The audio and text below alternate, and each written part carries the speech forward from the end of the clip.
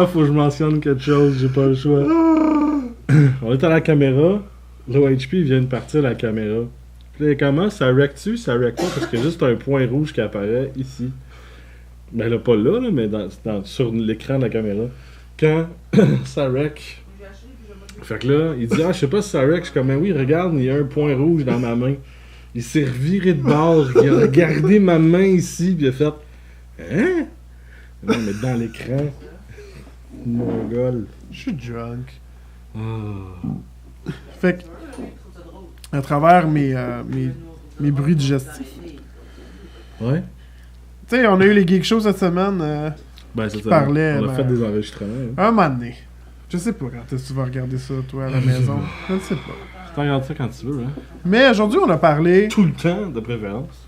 Aujourd'hui, on a parlé de l'importance du Big Four, là, ou plus précisément même du Big Two, qui est Superman puis Batman, dans l'iconographie de la culture pop, dans le symbolisme qu'ils ont apporté. Et moi, je voulais te demander, toi, qu'est-ce que tu penserais quoi s'il n'aurait jamais existé?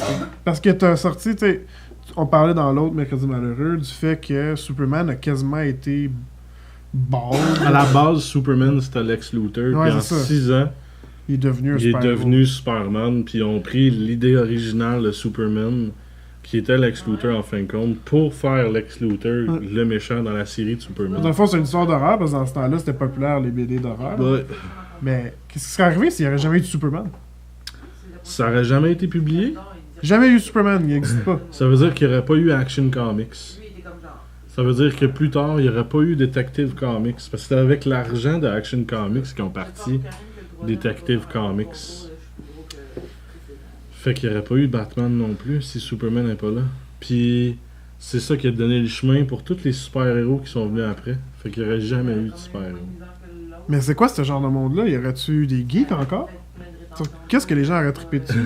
Ben, Est-ce que je sais ça pas. aurait comme moulé la Hey, société on d'une façon parle de time différente? travel en plus aujourd'hui. En super, on parlait de nos histoires de time travel, de voyage dans le temps, puis nos histoires de fiction là, qu'on veut faire éventuellement. Mais c'est drôle parce que, tu sais, la C'est plupart intense, des parce que là, on histoires... parle de si Superman n'a jamais existé, puis la BD n'a jamais existé.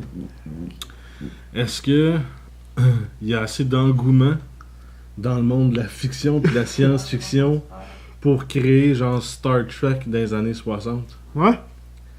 Est-ce que la ou non? geekerie aurait continué dans Sinon- la science-fiction? Sinon, Star Wars n'existe pas des années plus tard. Non, mais en même temps, Tolkien a déjà écrit ses livres, là. Il les a écrits, C'est puis- de la fantasy, pas de la science-fiction. Mais c'est comme un peu... tu sais, c'est de la geekerie, dans le fond, right? Ouais. Ça aurait influencé quoi? Est-ce que... Mais Tolkien avait déjà écrit ses livres. Est-ce que ça veut dire qu'il y aurait eu assez de place pour faire des films?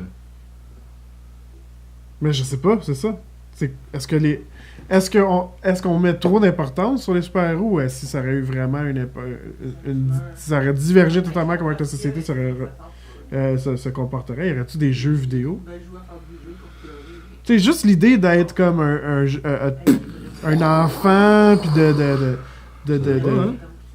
d'être naïf, d'apprécier quelque chose de magique qui n'existe pas. Est-ce que cette idée-là serait comme toujours là?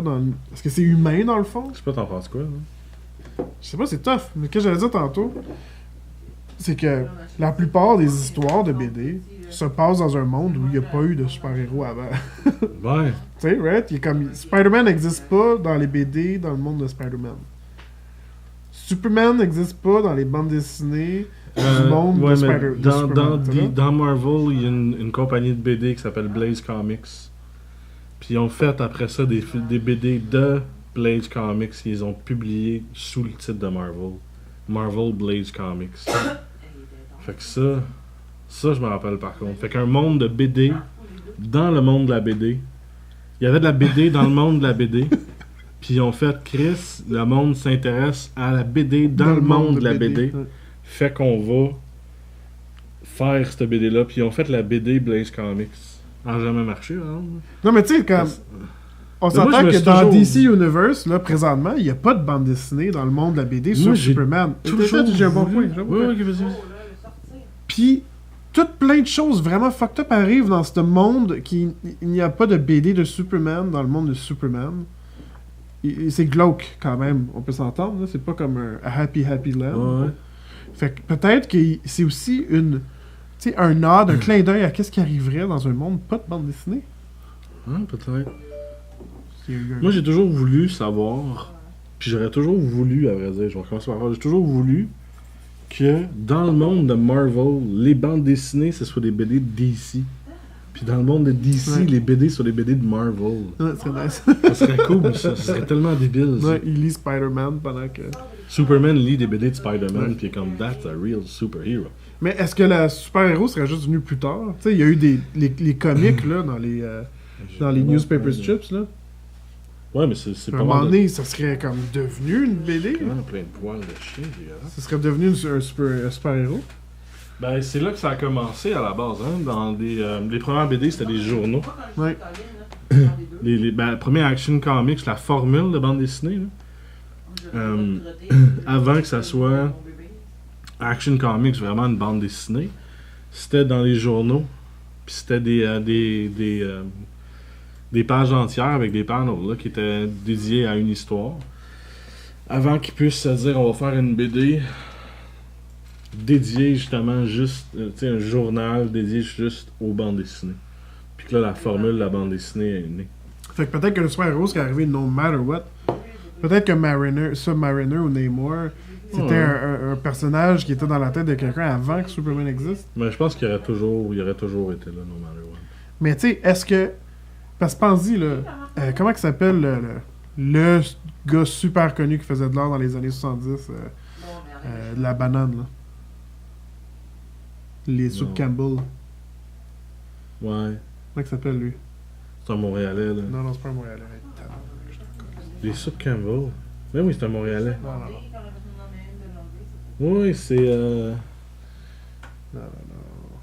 Comment je peux... Les tableaux de soupe Campbell? Comment je peux fucking oublier ce nom? Andy Warhol. Oui, mais c'est un Montréalais, Andy Warhol. Non, c'est pas un Montréalais. Oui, clique sur c'est un New-Yorkais, American Artist.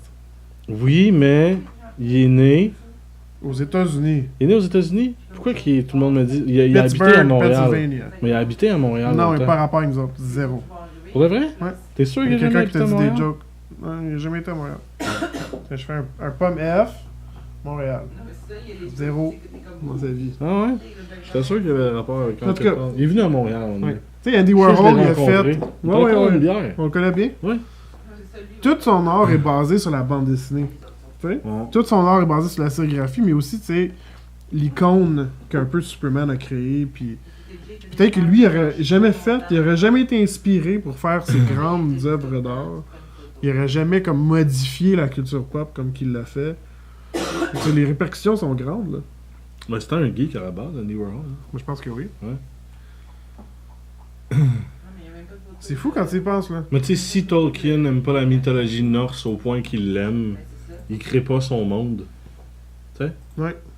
Fait qu'on est tous inspirés de quelque chose, puis ça part toujours de la mythologie, mais oui, je pense que les super-héros existent pareil.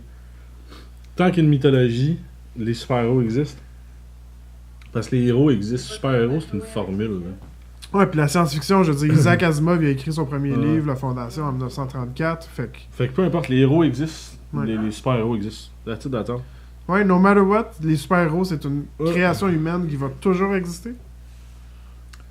Non, mais ça vient de partout. Tu sais, ça vient de la mythologie grecque, ça vient de la mythologie norse, ça vient de la mythologie japonaise, ça vient de ma blonde qui tousse, ça vient de tout. De tout? De tout. De tout. J'ai la toux. Ouais, c'est ça. Oh, ouais.